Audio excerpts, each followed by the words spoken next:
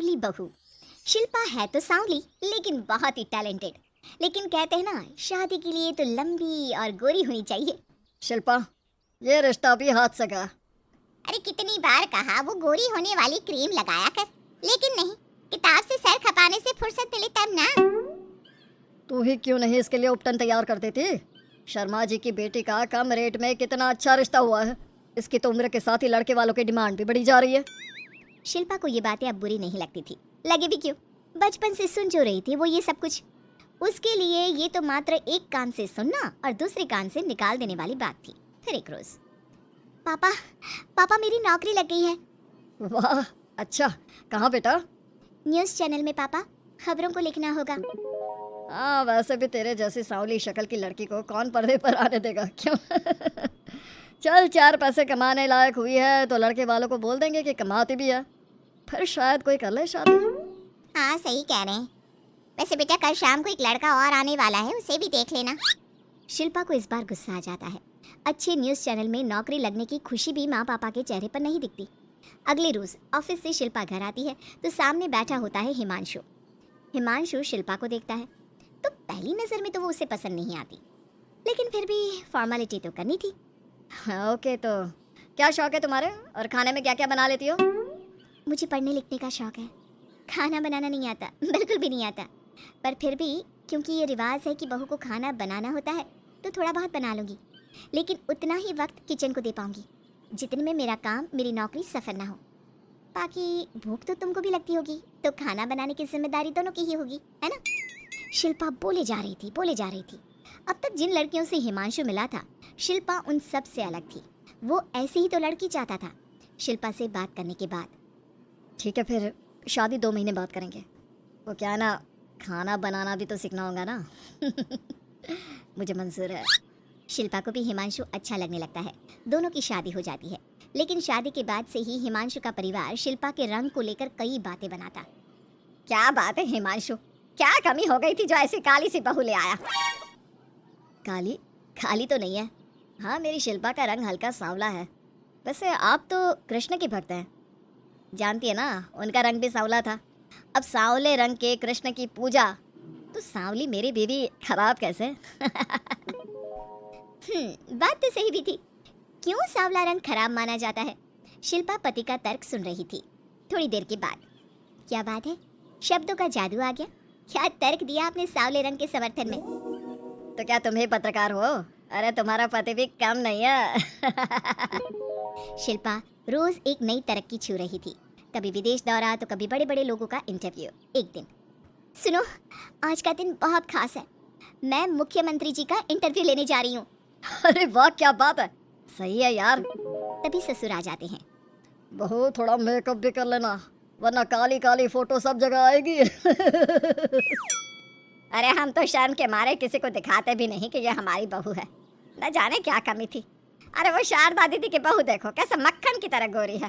और नताशा, वो तो ऐसे लगता है जैसे भगवान ने दिल खोल कर रंग दिया है उसको। अरे माँ, आजकल रंग नहीं बुद्धि का जमाना है। हाँ, तो वो दोनों कहाँ पागल है, अच्छा खासा घर देख रही है। शिल्पा को ससुर की बात पर गुस्सा तो आता है, लेकिन वो मूड खराब नहीं करना चाहती।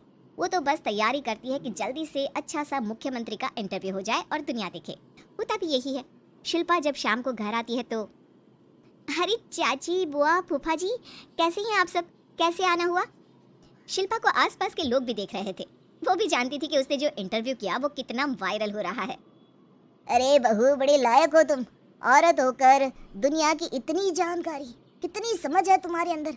वाह वाह बहू, तुमने तो हम सबका सीना गर्व से चौड़ा कर दिया। सास ये सब देखकर सोच रही थी कि भाई ऐसा भी क्या हो गया, इन्होंने तो बहू को हीरो बना रखा है। मैंने तो शिल्पा को उसी दिन समझ लिया था जब पहली बार मिला था।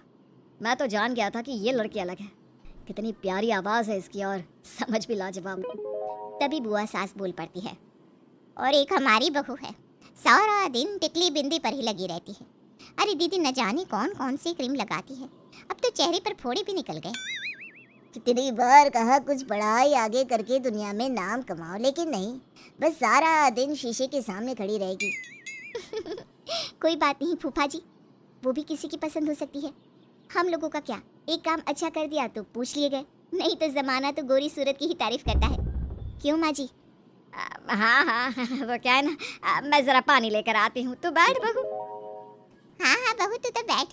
वो क्या है ना, आज तो तुझसे बहुत सारी बातें करनी है। ये बता कैसे दिखते हैं मुख्यमंत्री जी सामने से? जैसे टीवी में दिखते हैं वैसे ही दिखते हैं क्या? आए दिन लोग शिल्पा से मिलने आते, उसे अपने स्कूल या दूसरी जगह पर चीफ गेस्ट बनाते। ये सब देखकर पति तो खुश होता, लेकिन सुंदर बहू का सपना सास की आंख से उतर ही नहीं रहा था।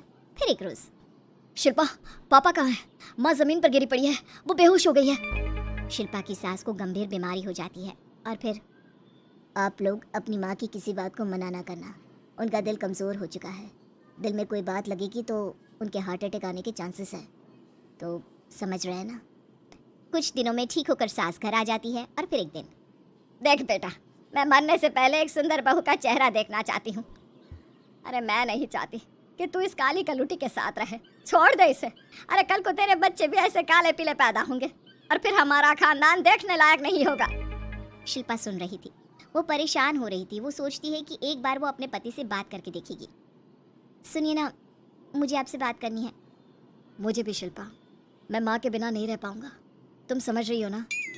शिल्पा को दुख होता है लेकिन वो क्या करती, वो हिमांशु को तलाक देने का सोच लेती है और फिर शिल्पा माँ की हालत फिर खराब हो रही है, क्या करूँ? माँ को सबसे बड़े अस्पताल में भर्ती करना होगा। लेकिन वहाँ तो बेड के लिए बड़ी बड़ी सिफारिश करनी पड़ती है। अरे मेरा मन आता है, मैं मर ना जाऊं, मुझे बचा ले बहू। शिल्पा को हैरानी होती है कि वो करे तो क्या करे। पर माँ जी मैं कैसे? बेटा मुख्यमंत्री जी से बात कर ले, उनसे बड़ी सिफारिश किसकी हो सकती है? तू बोलेगी तो शायद तेरी सास की जिंदगी बच जाएगी। शिल्पा सिफारिश से सास को बड़े अस्पताल में भर्ती करवा देती है, जहाँ लंबे समय बाद सास ठीक होती है। लेकिन इस बीच एक दिन भी शिल्पा उन्हें देखने नहीं जाती। सास जब घर आती है तो एक सुंदर सी लड़की उनका स्वागत करती है। ये कौन है और शिल्पा कहाँ है? मुझे तो मेरी बहू ही चाहिए। माँ कैसी बात कर रही हो? तुमने कहा था ना कि शिल्पा काली है और तुम्हें काली बहू नहीं चाहिए। ये रीना है तुम्हारी बहू।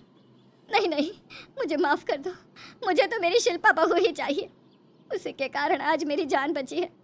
मैं नहीं समझ पाई कि सुंदर शक्ल से ज़्यादा सुंदर दिल और आचरण होना चाहिए। लेकिन अब क्या, अब तो देर हो चुकी थी। हिमांशु भी जानता था कि आत्मसम्मान वाली शिल्पा अब उसकी ज़िंदगी में वापस नहीं आएगी। अब तो शिल्पा को वे लोग बड़े बड़े चैनल की स्क्रीन पर देखते और अफसोस करते। शिल्पा चाहती तो कभी तुम्हारे लिए सिफारिश नहीं करती। अब तो आसपास के लोग भी घर नहीं आते। लोगों को लगता है कि शिल्पा ने हम लोगों को छोड़ा क्योंकि हम उसके लायक नहीं थे। सही बोल रही है माँ, हम ही तो उसके लायक नहीं थे। शिल्पा जैसी समझदार पढ़ी लिखी दुनिया की समझ रखने वाली लड़की को मैंने छोड़ा, सिर्फ आपके कहने पर। अब ये गोरी लड़की आपकी बहू हो सकती है लेकिन मेरी बीवी कभी नहीं। हिमांशु वहाँ से चला जाता है